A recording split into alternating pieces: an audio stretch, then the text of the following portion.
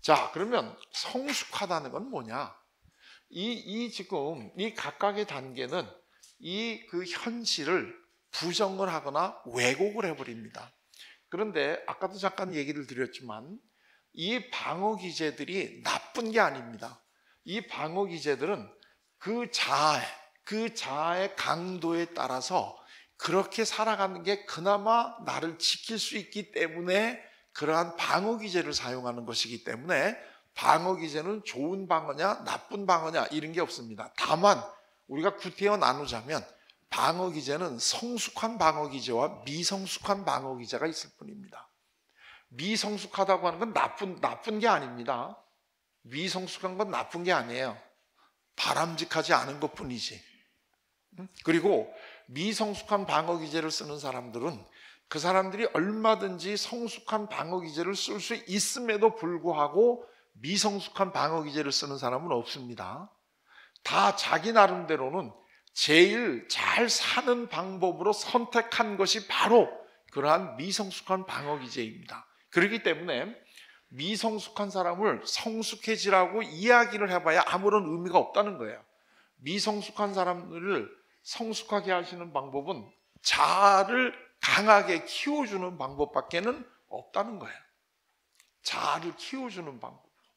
이게 되지 않으면 계속 미성숙한 상태로 살아갈 수밖에 없다, 이런 얘기입니다. 예를 들면 우리나라에서 이제 이 정부가 이 카지노라고 하는 게 이게 도박이 이게 굉장히 바람직하지 않으니까 우리 한국 사람들 국내인들에게는 도박을 할 수 있는 카지노를 이거를 정선에 하나만 만들어 놓고 나머지는 도박장을 만들지 않는다. 이거는 국민들에게 해롭다. 지금 이제 이런 식으로 얘기를 하고 본인들이 엄청나게 중요한 일을 지금 하고 있다라고 생각을 하는데 이거는 굉장히 잘못된 생각입니다. 왜냐하면 여기 혹시 홍콩이나 마카오나 이런 데 여행을 가보신 분들은 아시겠지만 특히 마카오 같은 데 가면 좀 큰 건물에는 카지노가 다 있습니다. 거기는. 자, 그리고 여기는 이 카지노를 통해서 관광 사업이라든가 이런 것들이 굉장히 활성화되어 있습니다. 자, 그런데요. 그러면 이게 우리가 지금 그러면서 한국이 앞으로 관광을 해야 된다 이렇게 얘기를 하면서 영종도라든가 이런 제주도라든가 이런데 이 관광 리조트를 만드는데 그 핵심이 뭐냐 하면 거기에 카지노를 둘 거냐 안 둘 거냐 하는 게 제일 핵심입니다. 근데 지금 하는 얘기들은 뭐냐 하면 내국인은 출입을 못하는 외국인만 다닐 수 있는 카지노를 만들자 말자, 지금 이 얘기인데요. 그게 논리가 말이 됩니까? 카지노가 만약에 나쁜 거라 그러면 그래서 우리 국내 사람들은 못 들어가는 걸 외국 놈들은 그 새끼들은 나쁜 짓 해도 된다고 생각하고 지금 그걸 합니까? 이건 말도 안 되는 얘기죠. 우린 내국인이 들어가지 못하면 외국인도 들어가지 못해야 되는 게 정상적인 거고 외국인이 들어갈 수 있으면 내국인도 들어가야 되는 것이지 왜 내국인은 못 들어가게 막으면서 외국인은 왜 그걸 하라고 오라고 관광산업을 한다는 건 논리에 말이 안 되는 거죠. 그렇기 때문에 이게 안 되는 겁니다. 문제는 왜 어느 것이 옳으냐 그르냐를 정부에서 결정을 하냐, 이게 잘못된 겁니다. 정부가 무슨 부모입니까? 이거는 애비니까 니들은 하지 마. 그리고 내가 생각해서 옳은 것만 해. 이게 말이 안 되는 거죠. 그거는 누가 결정을 해야 됩니까? 내가 결정을 해야죠. 내가 하고 싶으면 하는 거고 내가 하기 싫으면 안 하는 거지 그거를 왜 정부에서 결정을 해줍니까? 이게 굉장히 목사님들이 잘못 생각하고 있는 거 하나 아시는 게 뭔 줄 아십니까? 이 기독교에 대해서 좀 이 부정적인 이런 내용을 다룬 영화가 들어오게 되면 그거 상영하지 못하게 하려고 굉장히 애를 쓰는데 이걸 왜 상영하지 못하게 합니까? 우리나라가 기독교 국가입니까? 어떤 영화는 기독교에서 허락을 해주고 어떤 영화는 반대하면 못 봐야 되는 나라입니까? 우리나라가?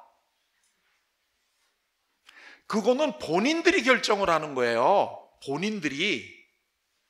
그리고 만약에 그게 그렇게 걱정스럽게 되면 그 영화를 교회에서 같이 보면서 그 영화가 뭐가 문제가 있는지 같이 우리가 논의하고 토론을 해야죠. 그걸 왜 목사님들이 못 보게 해요? 내가 영화 하나 보냐 마냐는 목사님이 허락받고 봐야 돼요? 그런데 목사님들이 이런 얘기를 하면 꼭 하시는 말씀이 나는 괜찮은데 일반 성도는 어리기 때문에 그렇대요. 일반 성도를 못 보게 하면서 어리게 만들고 있는 게 누구예요? 지금 일반 성도를 어리게 하고 있는 게 누구예요? 목사님들이 일반 성도를 어리게 하고 있지 않나요? 내가 선택해서 줄 테니까 너 이거는 봐도 돼. 너 이거는 보지 마. 그러면 그 다른 사람들은 언제 자기가 눈으로 이거를 볼까 말까를 선택하는 날이 있나요?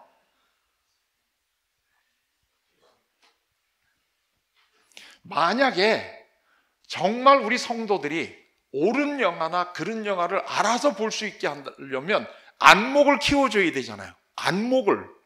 그리고 본인이 스스로 그거를 선택하게 해줘야지 왜 교회에서 그걸 왜 목사님들이 미리 선택을 해주십니까? 그거는 성도들을 굉장히 어리게 놔두려고 하는 거예요. 어리게 놔두려고. 내가 선택해서 알려줄 게 아니에요. 정말 그게 걱정스러우면 오히려 그 영화를 교회에서 같이 보면서 어떻게 하면 좋은 영화와 나쁜 영화를 구별할 수 있는 안목을 키워줄 수 있느냐를 알려줘야 되죠.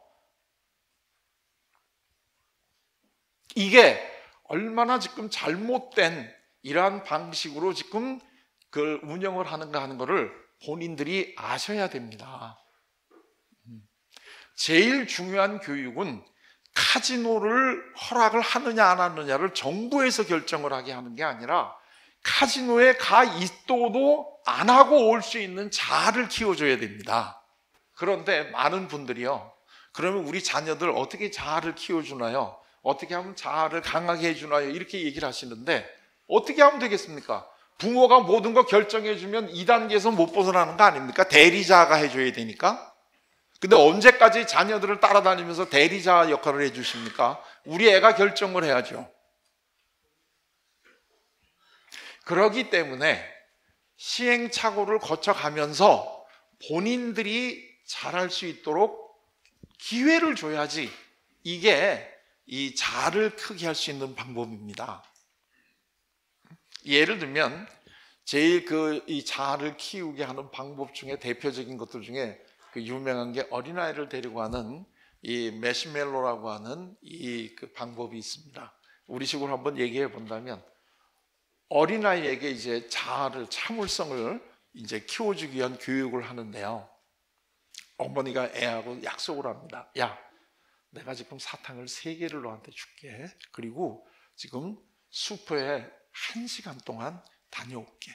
근데 네가 이 3개를 먹어도 되고 엄마를 기다리는 동안에 먹어도 되고 아니면 엄마가 올 때까지 네가 이 3개를 안 먹고 기다리게 되면 내가 2개를 더 준다. 그러면 너는 5개를 먹을 수가 있다. 그런데 어떻게 할 건지는 누가 결정을 해요? 네가 결정을 해라. 그리고 3개를 딱 주고 그리고 슈퍼에 갑니다. 그러면 얘는 어떻게 할까요? 이게 어린애일수록 빨리 먹습니다. 이거를 1시간 동안을 못 기다립니다. 왜냐하면 이 욕구가 강하기 때문에 먹고 싶은 이 마음을 제어할 수 있는 이 자아의 능력이 적기 때문에 그냥 먹어버리고 맙니다. 먹어버리고 난 다음에 엄마가 이 슈퍼에 갔다 오면 그 다음부터는 어떻게 하나요? 엄마한테 졸르기 시작합니다. 2개 더 달라고. 왜냐하면 얘는 지금 그 2개도 내가 먹을 수 있을 거라는 생각을 하고 있는 거거든요. 그러니까 2개 더 달라. 그리고 엄마한테 자꾸 조릅니다. 떼를 쓰고. 이럴 때 되게 어머니들이 이 떼쓰나 이런 거를 갖다가 감당하기 싫고 귀찮으니까 그래 네가 원래 먹으려고 그러니까 2개 더 줄게. 자, 이렇게 했다고 그럽시다. 얘는 어머니가 올 때까지 1시간 동안 사탕을 안 먹고 기다리는 이 힘이 이게 길러질까요? 안 길러질까요? 안 길러지죠.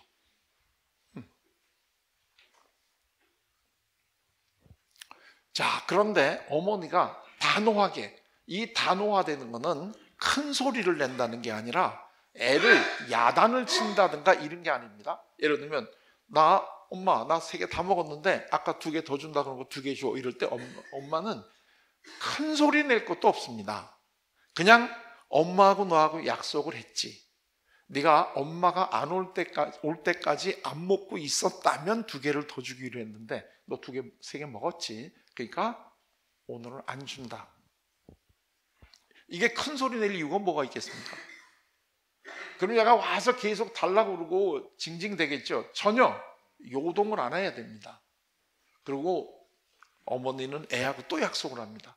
내일 엄마가 다시 슈퍼에를 갔다 올 텐데 내일 다시 하자. 내일도 3개를 내가 주고 갈 텐데 너 엄마가 올 때까지 기다리게 되면 2개를 더 준다. 오늘은 이미 지났으니까 네가 아무리 이야기를 하거나 졸라도 더 이상 안 된다. 딱 잡아. 자, 그럼 내일이 됐습니다. 또 엄마가 갑니다. 가면서 야, 3개를 내가 너한테 준다. 오늘도 네가 저 시계를 봐라. 저 시계 1시간이 될 때까지 안 먹고 네가 기다리면 엄마가 2개를 더 준다. 그리고 또 1시간 동안 자리를 비웁니다. 얘는 고민을 하겠죠. 그러다가 얘 또 먹습니다. 그게 자아가 약한 겁니다. 이게 소위 우리가 유혹에 못 이기는 겁니다. 자, 그러면 또 어머니가 안 줍니다. 이거를 되풀이를 계속 하다 보게 되면 얘는 점차적으로 이 기다리는 시간이 길어집니다. 비록 1시간은 못 참았다 하더라도 처음보다는 안 먹고 견디는 시간이 점점 길어집니다. 그러다가 어느 날 갑자기 얘가 1시간을 기다렸다가 엄마가 오는 순간에 어머니한테 달려가가지고 엄마 나 안 먹고 기다렸어. 2개 더 줘. 그게 엄마가 진짜 보니까 3개를 안 먹었어. 너 참 잘했다. 그러면 2개를 더 줄게. 야, 우리 애 참 잘했다. 얘는 그 다음부터는 어머니 1시간 기다리는 거는 아주 쉬워집니다. 왜냐하면 어머니를 기다렸다가 2개를 더 얻는 이 소중한 경험을 했기 때문에 얘는 이제는 1시간 기다리는 거는 많이 쉬워집니다. 이게 자아를 키우는 방법입니다. 이게. 그러니까 어린아이들이 자아를 키울 수가 없는 방법으로 지금까지 키워놓고 느닷없이 갑자기 우리 애를 어떻게 자아를 키워야 됩니까? 자꾸 이런 식으로 얘기를 합니다. 이 어린아이가 처음에는 대리자가 이거를 해주지만 자꾸 이 대리자는 빠져줘야 됩니다. 그러면 이 어린아이들은 물론 시행착오를 하죠. 그러나 시행착오를 하도록 놔둬야 됩니다.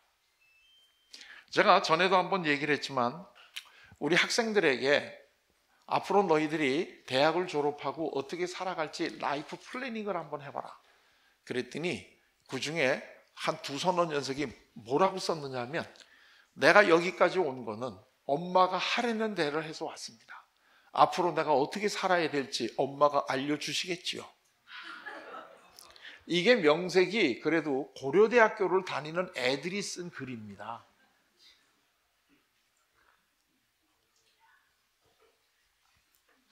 이런 애들이 자아가 없는 겁니다.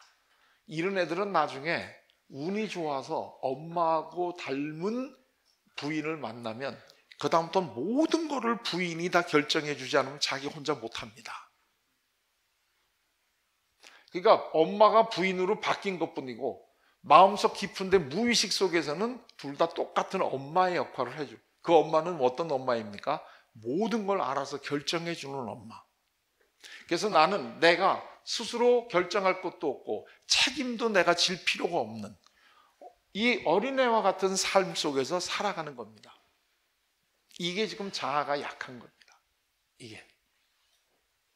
그러니까 자아가 강하게 하려면 부모가 빠져줘야 됩니다. 우리 성도들이 정말로 성숙한 신앙을 가지려고 하면 목사님들이 자꾸 빠져줘야 됩니다. 그래가지고 어느 정도는 시행착오를 할 수 있고 그 시행착오를 하고 난 다음에 그게 뭐가 문제인지 같이 얘기하고 앞으로 어떻게 할 수 있는지 하는 것을 알려주는 식의 교육을 해야지 이게 성숙이 되는 겁니다. 마찬가지입니다. 물론 도박을 하다가 패가망신하는 사람도 당연히 있습니다. 당연히 있죠.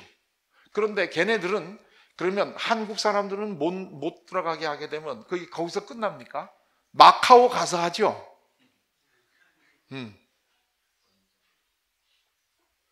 마카오 화사 가다가 망하면 이건 진짜 구제해 줄 수도 없습니다.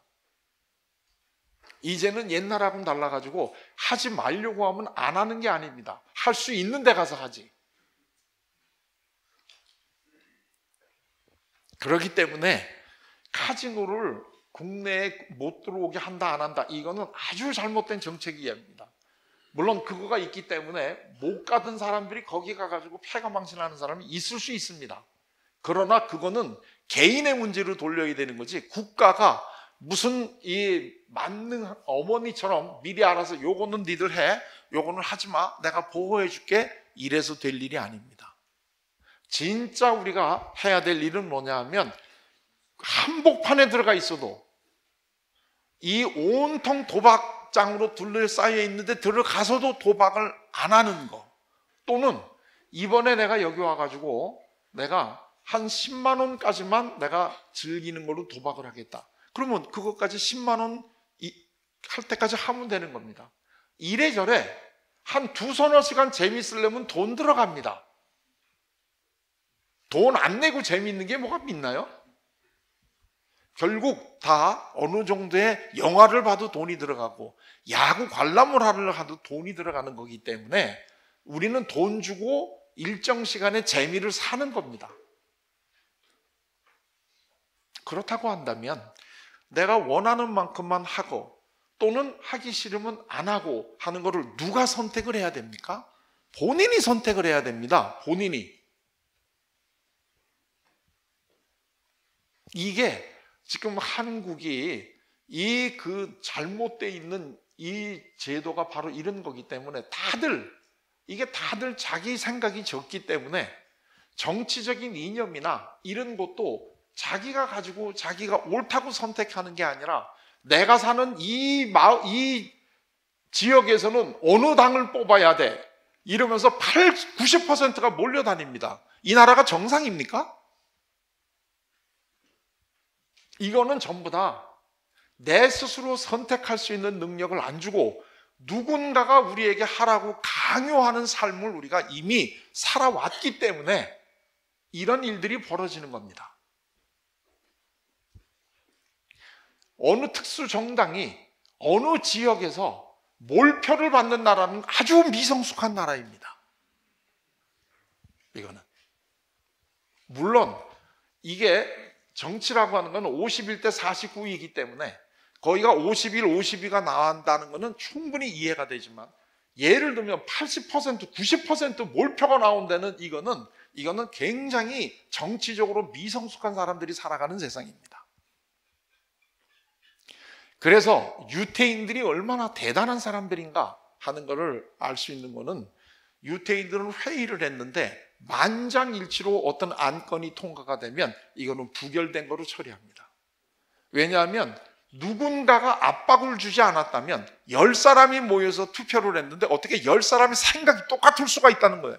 이거는 분명히 압력이 들어간 거기 때문에 만장일치로 되는 결론은 이거는 부결 처리합니다. 이게 한국과 유태인의 차이입니다.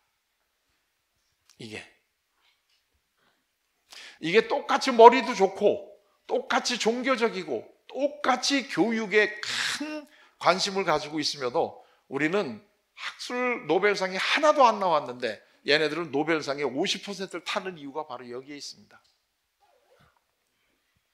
한국 부모들은 애들이 학교 갔다 오면 너 오늘 친구들이랑 사이좋게 놀았냐? 이걸 물어보는데 유태인 부모들은 애들이 학교 갔다 오게 되면 너 오늘 선생님한테 무슨 질문을 했니? 이거부터 물어봅니다. 이 차이가 한국과 유태인의 노벨상의 숫자로 나타나는 겁니다. 그렇기 때문에 이 자아를 우리가 키워주는 노력을 해야지 무엇을 어떻게 하냐고 구체적으로 이거를 알려주면 안 되는 겁니다. 그렇기 때문에 지금 우리 주변에는 자아가 못 큰 사람들이 많이 있습니다. 아마 여기 우리 여자 목사님들 결혼하고 사시는 분들은 제 얘기가 훨씬 이해가 더 빨리 될 거라고 그러는데 여성들이 모여가지고 물어보잖아요. 애들 잘 크냐? 좀 큰 애 얘기하냐? 작은 애 얘기하냐? 여기서 큰 애가 누군지 아시겠죠? 그거 왜 그렇죠? 우리 부모들이 딸은 좀 제껴놓고 아들만 챙기기 때문에 딸은 일찌감치 자기가 인생을 살아가려면 내가 독립적으로 살아야 된다는 걸 압니다. 근데 아들은 계속 내가 투정을 부리면 어머니가 해준다는 거 알고 있기 때문에 내가 현실하고 맞부닥칠 힘을 키울 이유가 없습니다. 항상 중요한 거는 내가 보호해 주겠다는 마음을 빨리 버리셔야 됩니다. 그리고 혼자서 나가서 살 수 있도록 도와줘야 됩니다. 이게 바로 유태인 교육인데요. 그래서 유태인의 그 탈무드에 보게 되면은 현명한 어머니와 이 어리석은 어머니의 비유가 있지 않습니까? 애들이 나가서 놀다가 와가지고 엄마 보고, 엄마 나 지금 배고프니까 뭐 먹을 거 좀 주세요. 그러면 한국의 어머니들은 그러냐? 너 가만히 있어봐라. 그리고 냉장고를 뒤져가지고 뭐 이것저것 다 집어내가지고 아주 맛있는 간식을 만들어주고 이걸 자기 애한테 준다는 거예요. 이게 한국의 어머니들은 이게 사랑이라고 생각을 하고 있는 거예요. 그런데 유태인 어머니들은 엄마 나 지금 배고파요. 그러면 따라와라. 그리고 내과에 가가지고 고기 잡는 법을 가르쳐 준다 그러지 않습니까? 너 앞으로 살다가 배고프면 현장에서 네가 해결해 임마. 엄마한테 오지 말고. 네가 거기서 고기를 잡아가지고 오늘처럼 날이 좋은 날은 회로 먹고 좀 꾸물꾸물한 날은 탕으로 먹고 네가 알아서 먹어. 그러나 너 배고프다고 다시는 엄마한테 찾아오지 마. 이게 자아를 키워주는 교육입니다. 이게. 그래야지 얘네들이 스스로 자기의 자아가 강해지면서 이제는 자아가 강해지면 강해질수록 현실을 왜곡할 필요가 점점 적어지는 거죠. 그리고 현실을 왜곡을 적게 하기 때문에 현실적으로 문제를 해결하는 방법도 훨씬 합리적으로 만들어낼 수가 있죠. 그런데 이게 양심이 너무 강하다는 거 좋은 거 아닙니다. 이게 양심이요. 이게 많은 분들이 오해를 하는데요. 양심이 강하면 이 사람이 양심대로 살 거라고 생각을 하는데 우리가 양심대로 사느냐 안 사느냐는 건 자아가 강하냐 안 하냐의 문제지 양심이 강하냐 안 하냐의 문제가 아닙니다. 아무리 양심이 강하다고 하더라도 그거를 현실적으로 내가 그렇게 살아갈 힘이 없으면 우리는 아무리 어떤 것이 옳으냐 하는 걸 알면서도 그렇게 못합니다. 그러니까 우리가 양심대로 사느냐 못 사느냐 하는 거는 양심에 달려 있는 게 아니고 뭐에 달려 있습니까? 자아 강도. 내가 그렇게 살아갈 힘이 있는지 없는지에 달려 있는 거지 양심이 우리들의 삶을 양심적으로 살게 해주는 게 아닙니다. 이거 굉장히 오해하시면 안 됩니다. 내가 실질적으로 그렇게 사느냐 못 사느냐는 이게 중요한 것이지 어느 것이 옳으냐 그러냐 내 머리로 알고 있다는 게 중요한 게 아닙니다. 그래서 그 몇 년 전에 서울시 지하철에 나와 있던 구호가 힘내라고 말하지 말고 힘을 주세요. 내가 잘 산다, 어떻게 사는 게 잘 사는지 자꾸 나한테 알려주려고 하지 말고 잘 살 수 있는 힘을 주세요. 목사님들도 마찬가지입니다. 교회에서 어떻게 하면 신앙적으로 잘 살 수 있는가 하는 거 알려주시는 것도 중요하지만 더 중요한 거는 뭐예요? 그렇게 신앙적으로 살 수 있도록 어떻게 자아를 키워주는 기독교 교육을 교회에서 해낼 수 있느냐가 문제인 겁니다. 우리는 몰라서 못 사는 거 아닙니다. 그렇게 살 수 있는 자아의 힘이 약해서 그렇습니다.